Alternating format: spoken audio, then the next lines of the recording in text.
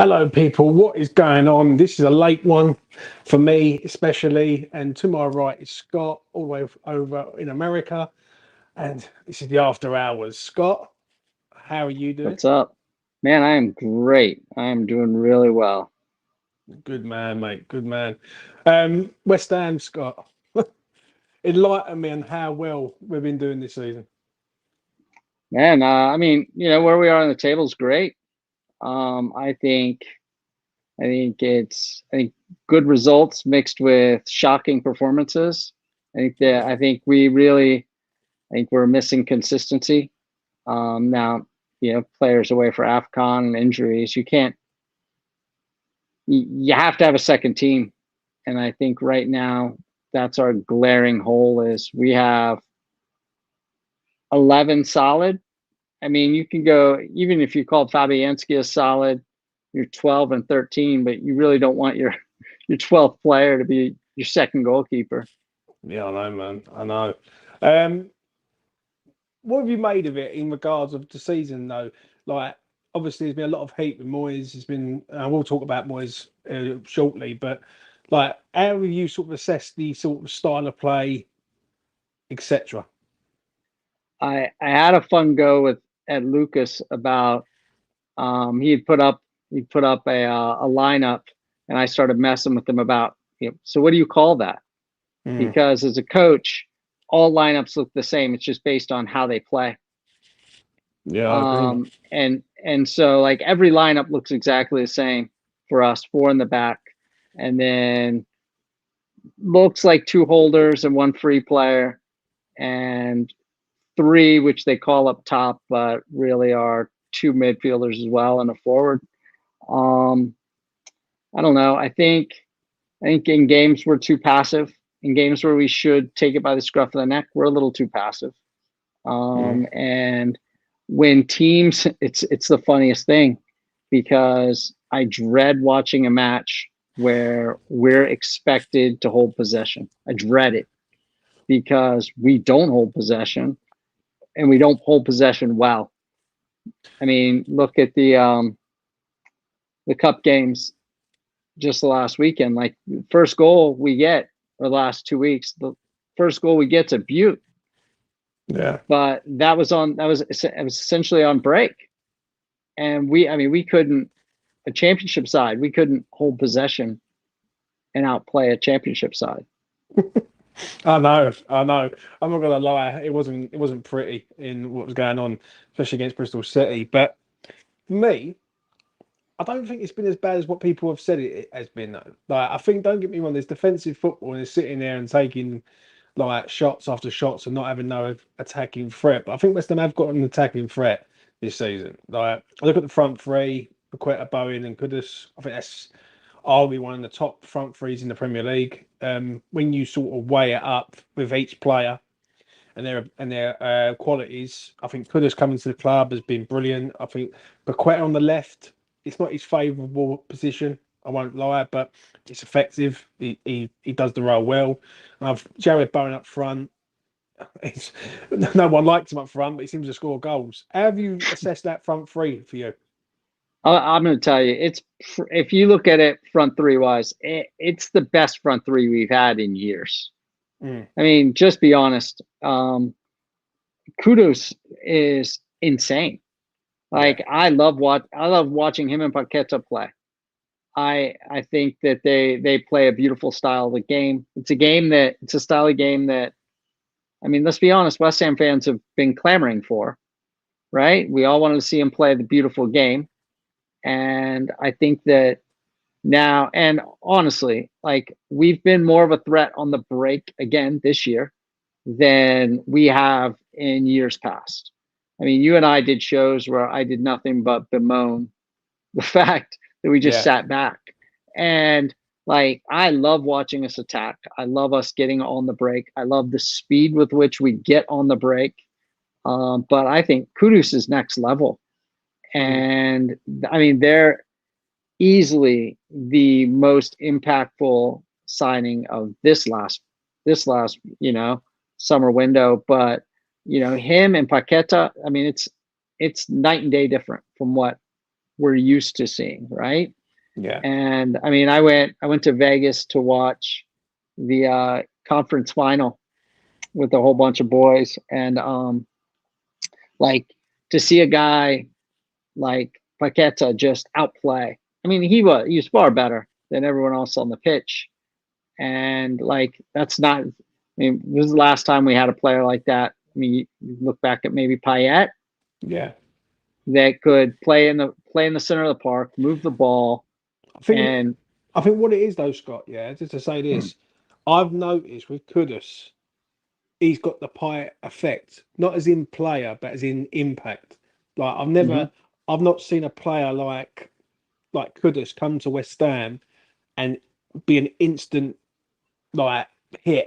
Do you know what I mean? And yeah, this is a man who only started on September the 1st. Like, and he was eased in yeah, slowly, as he is by Moyes, and then all of a sudden now Moyes has stumbled across this front three of Paqueta, Bowen, and Kudus, and it's effective. Now, obviously, we will talk about signings later on, but for me, when I look at Kudus, I think he could be anything he wants to be. I think he's just mhm, that good.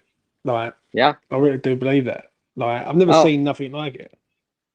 and I'm famous for guys. I hound guys that just when they get that touch and they shoot. But I've stopped with him. Yeah, Like he yeah, gets a touch and he looks up and he takes a crack. And after he's hit three, you're like, whatever, man. Hey, do your yeah, thing. Do you miss 12? If you get one in the match, I'm golden. yeah, yeah. I agree. I agree. I Every time he cuts in, Yeah, every time he looks like he cuts. Like when he does that run where he goes to the right and then he cuts across. That I don't ever look at Kudus and think, what are you doing? Like never, no. not once. And other players I've done in the past, but don't get me wrong. But what do you make of Alvarez? Because obviously I get quite a lot of Mexicans in my inbox, quite a lot, like raving about Alvarez. What are you made of him? No, I think he was the perfect defensive replacement. He's Yeah, not gonna he's not gonna light up the world. And I think it's the same, with say Phillips, right? yeah, I think they're similar players. They're both holding guys, but he's done his job. Sitting in again, it was easing him in and him getting used to the level of the league. His level of the league's different, but once he got used to the level of the league, I think he's that unheralded signing you look mm, at because his role is essentially all right. Because to be fair, at the end of last year, Declan Rice was not playing holding. He was running all about doing whatever he wanted on the pitch. And, he's actually solidified that back four by being the guy that sits. And, he's been effective there. yeah. He really has. Like, I can't stress enough how happy I am with Alvarez. I really am. Like, I think with Declan Rice, I think the problem we had with Dec was he wanted to be everything: defensive Yeah. midfield, box to box, attacking midfield. And I think sometimes you just got to know your role, so to speak, and just sit there. And with Alvarez, he's not a player that really goes into the 18-yard box ever. No. Like, it's very, very rare, and that's what I like with what he does. He gets the ball, he passes it to the better players, and he screens that back four. So I'm over the moon with him. I really am. Obviously, we've mentioned Kudus. What do you make of James Ward-Prowse? Obviously, like it's the first time I spoke to you for a good while. He's come to the club. It was mixed opinions on Ward-Prowse. Even I've got to admit, I got it wrong. And shout out to my good friend Kane, who I know. He backed him up from minute one. He said, "You know what? We're getting a good player there." What you made of Ward-Prowse, Scott? I think he's been great. Again, we used the money from one player to buy three, Mm, right? And those three players improved our team dramatically. yeah, And Ward Prowse was the perfect offensive player that can move the ball. And I love watching him and Paqueta link up because I mean it can be beautiful. And Prowse, he can just and he's solid at getting the ball where it needs to be. His service is second to maybe three players in the world, I think. yeah, yeah. I agree. I agree. I must admit, recently he's been a bit. hit and miss for me, Will Prowse. But when he started off very, very well. But I do think he's a player, isn't he? Like, do you know what I Yeah. mean? Like, it's This there. do you remember who was taking corners 2 years ago? Cresswell. Yeah, yeah, Cresswell was just bombing balls in with hope and a prayer. yeah. At least Prowse is like, all right, I'm going right here with the ball. You know, it's a night and day difference. 100% night and day difference. I remember them corners, and Oh, the worst. I know I've still got bloody nightmares over them corners. I will say that. Let's come to this topic of conversation. It's going to be interesting.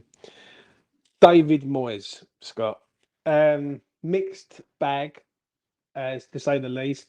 If you like him, you're a sort of Moyes lover. If you hate him, you're a Moyes hater, whatever. Where do you land with David Moyes for you? Uh that's tough because we're in a great league position, but I don't see more. I feel like when I watch a Moyes team play, Yeah, there's a plan A and a plan A. yeah, There's no plan B. Like he doesn't when he makes subs, they don't change the game. Hmm. You know, he put the first sub that changed the game that blew my mind was putting Johnson in the midfield. Yeah. I agree on that. You know, I thought that was, I mean, that's one of those brilliant strokes, but you expect your manager to be digging a little bit more than one for the season because I just don't see it. And players that he's relied on, are finally letting him down. You look at Ben Rama, Yeah. you know, those are guys he rode with. Those were his ride or dies, and now they're just not there and doing it for him. I But think that to sign some of the players we signed, hmm. I think there has to be an understanding that Moyes won't be our manager next season. I think there has to be. Do you honestly think that, Scott? Do you think he's not the man next year? I do. I think that if he was gonna be, we would have signed him. You know, we I, would have wrapped it up. I really I, do. I don't think that they would have let it hang on this long. I agree with you slightly on that. I really do. Like the longer it goes on, it seems like Moyes isn't the manager. But like we will come to Kalvin Phillips later on. But I I don't understand it really. Why, if he does sign a new contract, Scott, yeah, why it took so long for him to sign a contract if he was going to sign one? Like, I understand what you're saying Yeah. though. Like, if he doesn't sign a contract and he's let go at the end of the season, then you can understand it. But if he goes and signs a contract in March or something, and then he signs a new 2-3 year deal, whatever, yeah, then you can do you know what I mean? It doesn't make no sense why did he just give it to him after Prague? Do you know what I mean? Yeah. It's, I know what you're saying, though. I know what you're saying. Um, so, how do you see Moyes then in your sort of aspect? For me, I respect Moyes for what he's done. I'm a sort of person that if he goes, then fair enough. He's done amazing things at West Ham. He's elevated West Ham to a level where, in 37 years of my life, I've never seen West Ham this good. I haven't. Yeah. If he stays, I think, for me personally, if he stays and he builds for 2 years and then hands it over to another manager with a team ready built, I think that would be the better move. But I let you sort of, what do you think, really? I agree with you on the letting him, you know, I'm going to say when he leaves at the end of the year, Yeah. right? All respect to him. No one will ever be able to take away what he's done for the club. Mm. I don't know though that he's capable of building any further than what he's built, which is a solid 13 players, and injuries can derail everything. And so I think that my other issue is that he does not bring the youth in. Like Yeah. look at the number of players we have in our academy, and like you see them get one or two runouts and then everyone thrashes them because they're not ready. Well, who's that on? That's on the manager, Yeah. right? When I was a coach, if you're the coach at the top level, you should be down at the lower levels, right? So if I was a varsity coach, I should be on the JV practice pitch once or twice a week. I Yeah. should be building those players up. Hey, this is what you're going to need to do. I should be getting those guys worked into practices so they're getting to that level. I should be working those guys into where we're comfortable putting them on the bench and comfortable getting them minutes. I think another issue I have with them is substitutions, right? Mm. No substitutions made till the 70th minute. There are times where guys have been so bad they should have been off at half. Yeah. And he doesn't do it. And I think that in my heart, as a coach, you have to have that ruthlessness in you to say, you're not doing it, sit down, we're going to put somebody else in. But then who do you put in? Yeah. I know what you're saying. See, I hear this argument quite a lot. I really do, about obviously the players and everything and Moyes and everything. Don't get me wrong, Scott. But do you think really that West Ham's gone to another level? And these players that he's currently got, like your Ben Ramas, your Fornells, your Maxwell Cornets, do you think that they're a level below where West Ham are? Because for me, you remember me on American Hammers, I used to speak highly of Ben Rama. I used to back Ben Rama up like massively. Even I, as a Ben Rama supporter for many years, I can't back Benny up no more because he's just not that guy. Do you know what I'm saying? Yeah. So I'm in a bit of a situation where I personally think West Ham have gone to another level. I think West Ham have gone to a top 8 standard. Like when you look at Kudus, Bowen, and Paqueta as your front three, that's a pretty good front three, and that would give anyone a good game in the Premier League, right? So when I look at Ben Rama, for instance, I use him as a prime example. I look at him, I don't see a top 8 player there. I see a bottom 14, 12, like mid-table player. Can you see what I'm saying? Yeah, so, absolutely. Is that on Moyes though, or is that just the players that are just not good enough for the standard where West Ham are at? I think there's a combination there. I think, like guys that they're talking about trying to get out in January, they could have been gotten out in the summer. Yeah. I mean, to be honest, if we'd sold Ben Rama in the summer, when we all knew after signing, our signings that were coming in, how much better we'd gotten. If we'd signed Ben Rama, there would have been more money in signing Ben Rama. Now, now we're going to be lucky. We're going to be lucky to pick up anything for him. And so I think that's on management to understand, hey, we're going up. As we continue up these levels, we have to be able to be ruthless in the back office and say, all right, this guy can't do it. This guy won't be able to make it. This guy, we don't expect this of him. And let's go get someone that can sit on the bench and play the games and develop. Yeah. I do hear you. Don't get me wrong. Like I do, but I just look. Sometimes I do think that I look at some of the players that we've got: Antonio, Cornet, Cresswell, Obona. There's a lot of aging players in there. Like a lot of players who have done their time, been here a bit too long, need to move on. Don't get me wrong. Moyes, it's a tricky one with me because I do look at what he's done to where we are now, and it proves that last season was a major blip. Like to finish 14th last season. I know we won the conference, and I will get to the conference at the back end of the show because I ain't spoken to you since that moment. Yeah. For me, I look at Moyes, and it's like a toss of a coin with me. Like it really is. I look at him and I think, if we go and get another manager, who is there really who's going to come and work under the ownership? Like there's getting a manager, and we can go out. There's millions of managers out there, but who's going to come in there and do the same? Because what the standard's been set now under Moyes. Like, do you know what I mean? Like you can't go below that sort of top 7 bracket. Like you've got 6th, 7th, 14th, 6th currently right now. If Moyes finishes 8th or 7th this year, that's the best run of consistency I've ever seen with West Ham, ever. Yeah, I agree. So if he does go, question for you, Scott, before we move on, who's the manager? I'm going to be honest with you. I have no freaking idea.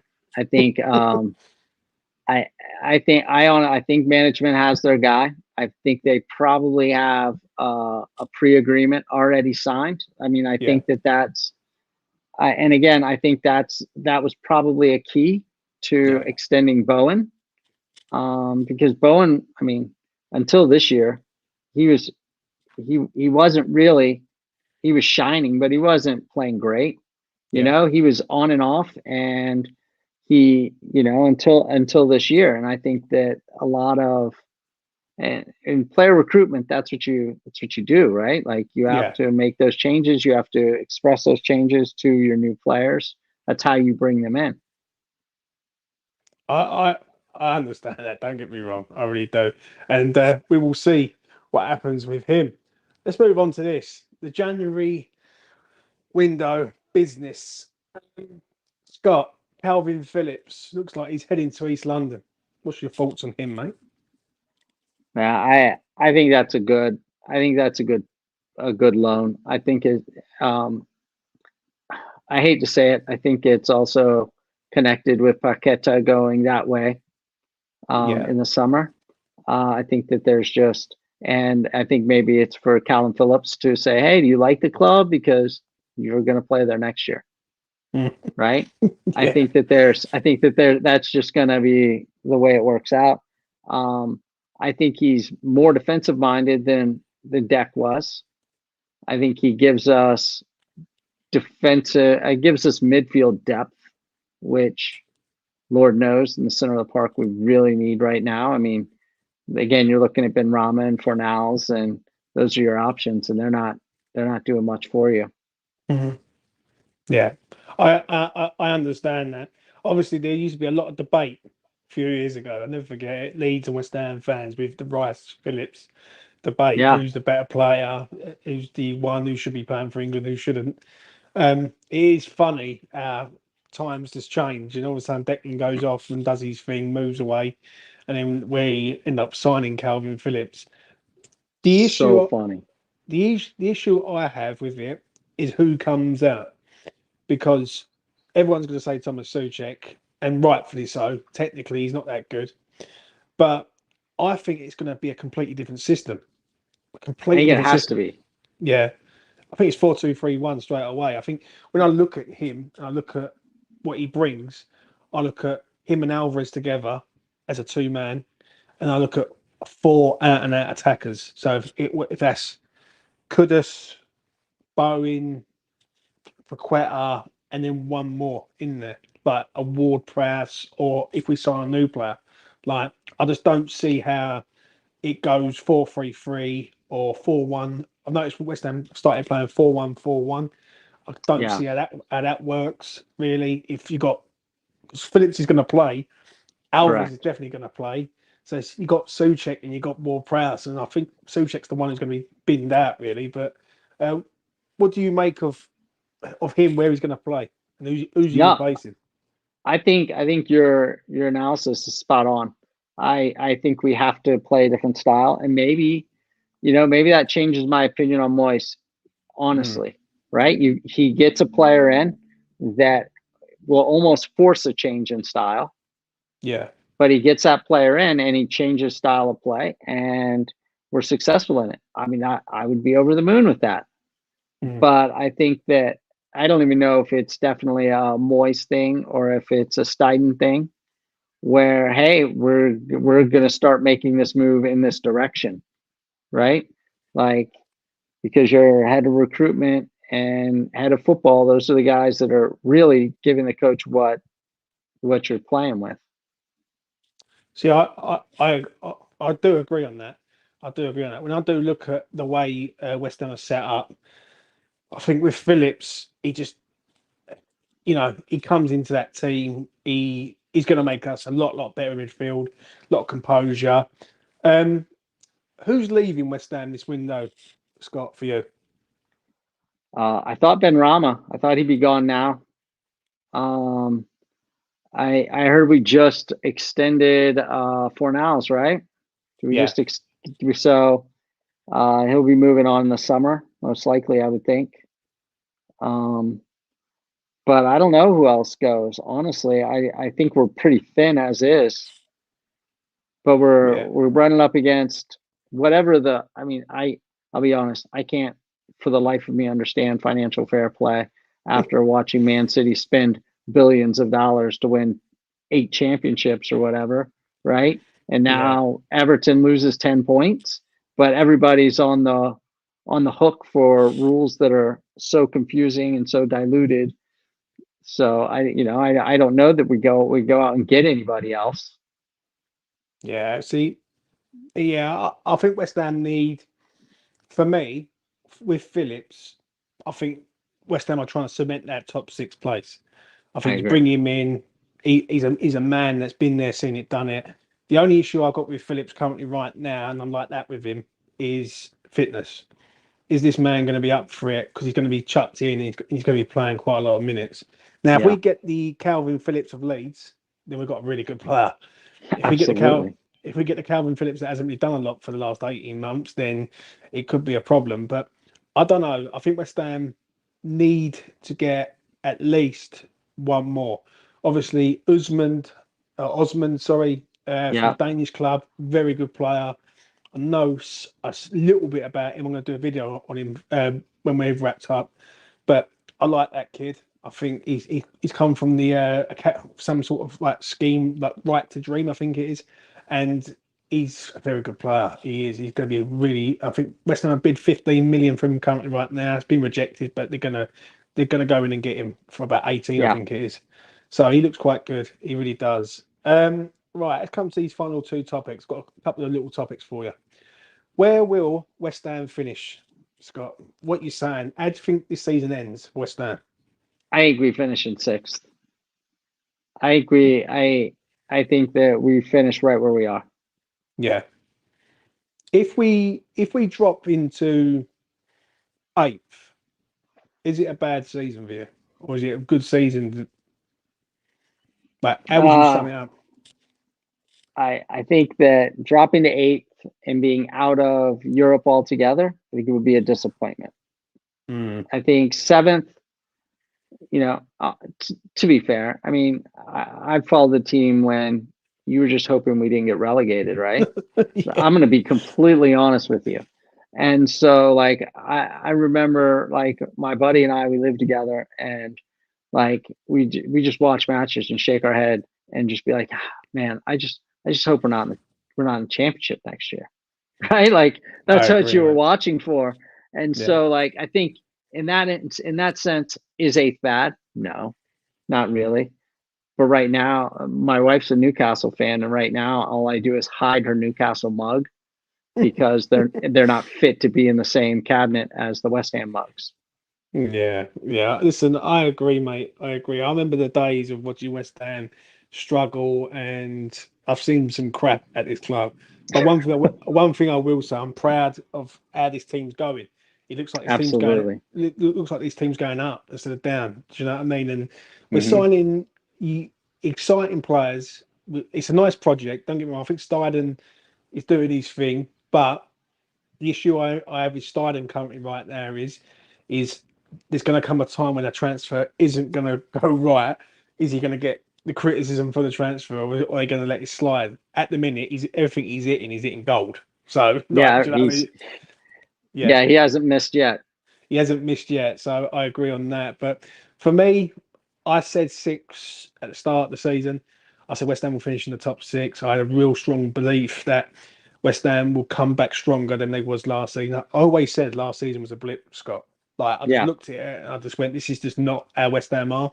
And I think the aim was last season to win that conference. Like, because the conference to me meant more than the 14th place finish.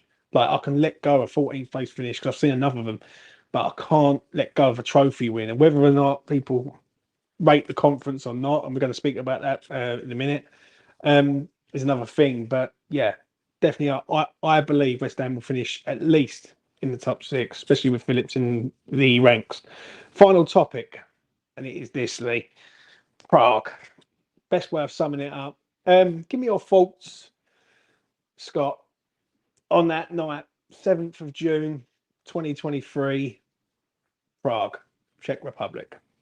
so for you it was night. For me it was it was afternoon. Yeah. Game was on at noon our time. I flew from Reno to Vegas. We had the Hard Rock Cafe. Had the manager is a West Ham guy, so we had the whole place locked down to ourselves, and just grown men crying, right, watching the game, just on the edge of our seats. And I'll tell you what, that was one of the most amazing days, just to watch our team play well Yeah. on that stage was huge. To be surrounded by fans was huge for me. That was so much fun. And then to turn around and get on an airplane and fly right back home. I was buzzing the whole day, the whole flight home. Got home. It was tough for me to. Yeah, I was excited when I got home, and sleep didn't come too easy. But the next day you wake up and you're like, hey, we're champions of Europe. Yeah, I know, mate. I know. For me, like the memories of that night will always stay with me. I went out all day.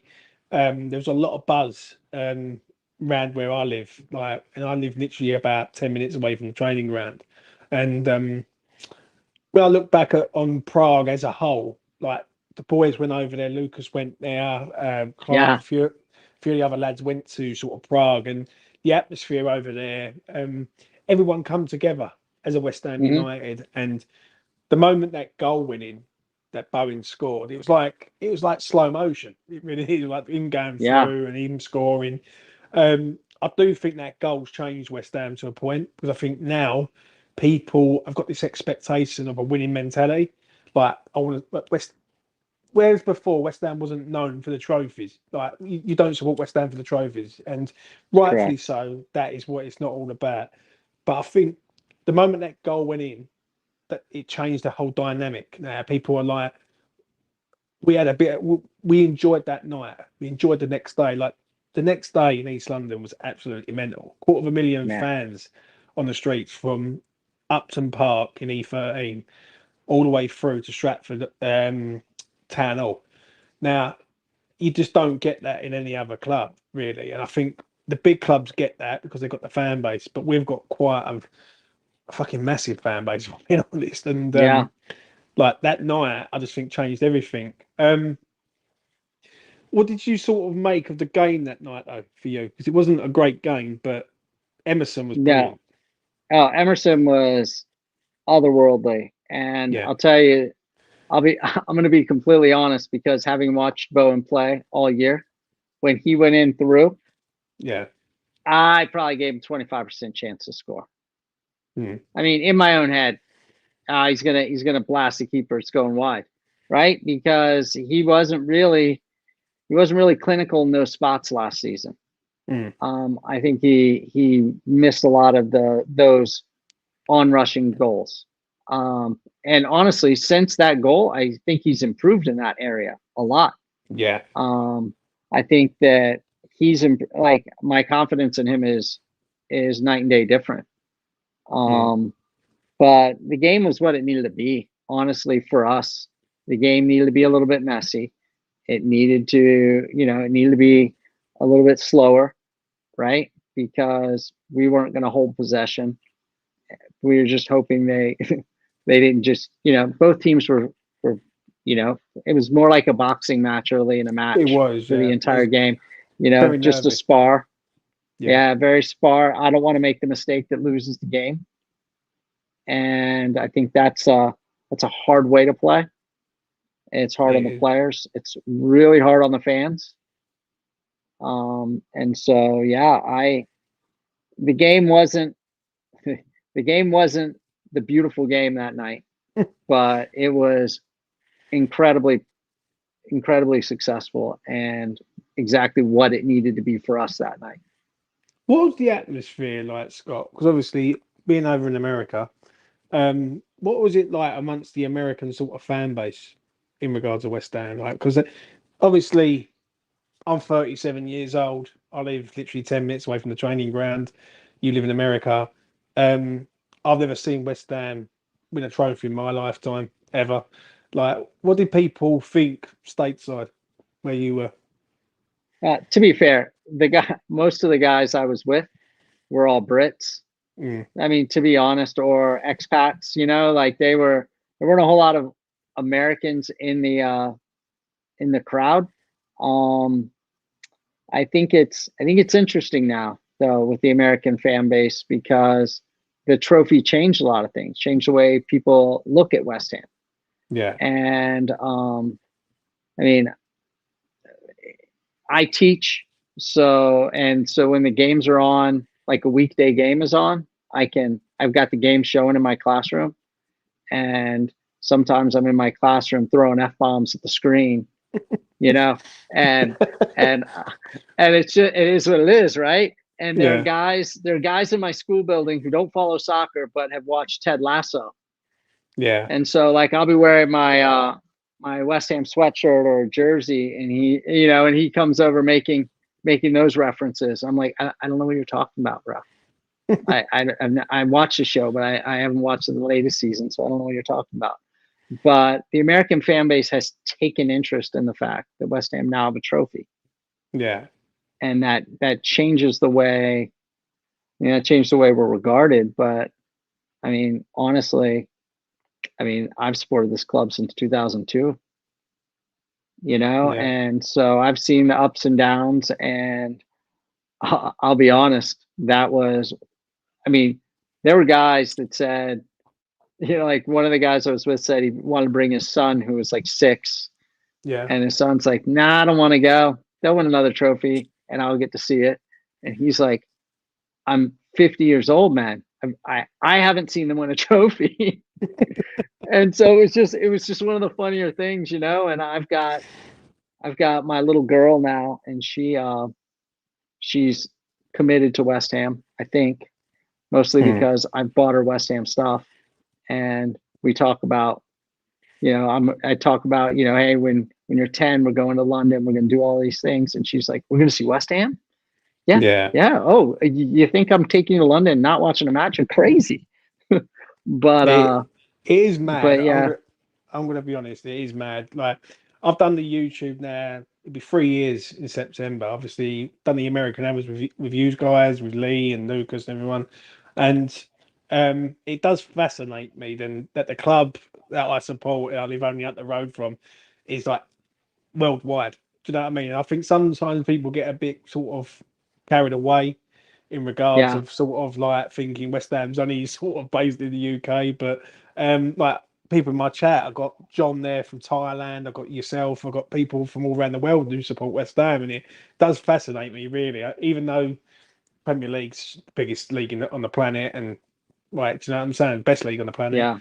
It does fascinate me sometimes when I do hear stories from like, especially stateside, like people who've either emigrated to America or people who have gone over to America and met a partner in America or whatever, and they've followed West Ham and just carried that tradition on. Do you know what I'm saying?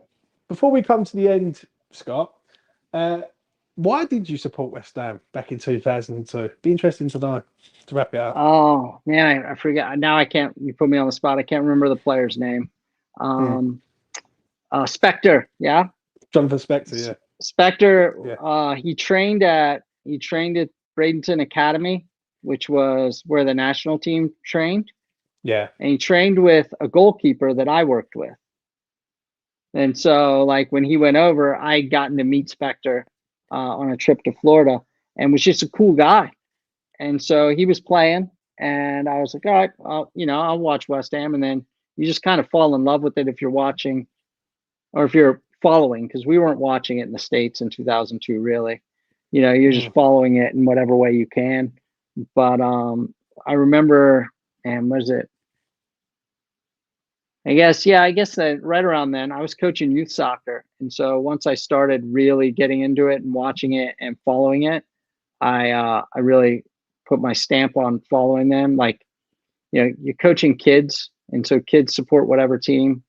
Yeah. So the kids would show up to practice with like a Man United ball, and you're doing drills. And if a Man United ball came up, I'd punt it away and send them after it. Like it was that kind of. It was, hey, you're gonna learn to love a club, so you're gonna learn to love Man United by chasing their ball over and over and over again. It's just what I want from you. But like, and so my buddy and I went to London in 2010, and we flew into Manchester by some weird chance, and a buddy of mine picked us up, and we bought him a ticket to the West Ham Everton match. So we all drove up to Liverpool and watched Tim Howard save a PK, and we drew Everton 1-1. And then we went down to London, and then that Saturday we went and saw them play Southampton. And like at that point, there was no going back, right? Like you're in that atmosphere and you just see it. And then I went back in 2017 and saw them at the London Stadium. Different atmosphere with same fans. Yeah. Same guys, the love of the club. Like, and we were at Stratford pregame. And I'm just sitting there, and a guy comes up to me, and he's just like, "Oh, where are you from?" "Oh, I'm from America." And he's like, "Oh, really? Here, I have this shirt." And like it's just the fans that love each other, and that they see someone, and they're like, "Hey, man, how's it going?" Like I've been at, I've got my tattoo, and I was at Universal Studios in Orlando, and I'm getting off a ride, and a guy stops the entire ride to go, hey, West Ham, how's it going? All right. And we're just standing talking. Nobody can get on the next ride because he and I are just standing in the middle talking. Do you know what? That would fascinate me if I was just walking down like somewhere in America, because like I would like to get over and see Lucas at some stage and like go over and see a few American Hammers. Like, because obviously the amount of fan clubs, like fan states in America is unreal, like in regards to the West Ham sort of stuff. But I'd love to come over there and someone coming up to me and speak to me about West Ham, and I'm thinking, like, it makes me, it baffles me, Scott. I'm not gonna lie. I'm telling you, like I was walking off a ride and wearing a short sleeve shirt, and he's like, "Hey!" And I was like, "All right, man, I didn't realize it." And I moved out west, and it was very interesting because I met up with the guys from Las Vegas Hammers and that, and I'll fly down for a game just to see them and hang out. They're a fun bunch of guys. Yeah, it's good, mate. It is really good. It's a good way of ending the show. I will say that, Scott. I really do appreciate you coming on, mate. I've been trying to get you on for ages, and we just haven't had the time. Man. It's been one of them ones. I've like it's too late, too early. But I must admit, I know it's come up to 3 o'clock in the morning. I've been so busy over the last few days. Don't do decorating. That's what I'm going to say. It just causes nothing but ag. But that's why I'm doing this video here in the kitchen area. Do you know what I mean? But it's good lighting. I will say that. Really do appreciate you coming on, Scott. And anytime you want to come on, give me a shout. You're more than welcome to come on, mate. Absolutely. Hey, so real quick, this is my little girl's most recent picture. Yeah. In her top, right? Like she's all about it. Like I've got clothes for her through age 5, probably. Got dresses and all that. And when I found out I was having a baby girl, it kind of blew my mind, and then I started buying West Ham girl stuff, and then it was all over. I'm all in on the baby girl now. That's it, mate. That's it. And just make sure she don't turn to a Newcastle fan, because you don't want to be. Oh, well, she found Mom's coffee cup in the bathroom the other day and thought that was the funniest thing. If I take it out of the dishwasher, it can go anywhere in the house. And so it's fun sometimes. Yeah, I know, mate. Good stuff, Scott. Good stuff indeed. That's been Scott, ladies and gentlemen. I really do appreciate, as I say, Scott coming on. Done a lot of stuff with American Hammers before I started E20, and we used to have some really good debates on there about players, especially Ben Rama. And I will say that. And now he's on his way out. But it's sort of fitting to have Scott on, as like Ben Rama looks like he's on his way out. But that's been Scott. I'm going to tag Scott in the video on X or Twitter, as it used to be known. Go and give him a follow. Really good man. Knows what he's talking about. Respect the man highly. I'll be back bro. in the week to talk about Osman, I think his name is, right? The Danish club has got this Ghanaian, and we're getting another one coming through the door. If he's as good as Kudus, then we are cooking. I will say that. And hopefully Phillips will arrive also. But that's been me. That's been Scott. Take care of yourselves, and I will see you again in the next one. Bye-bye.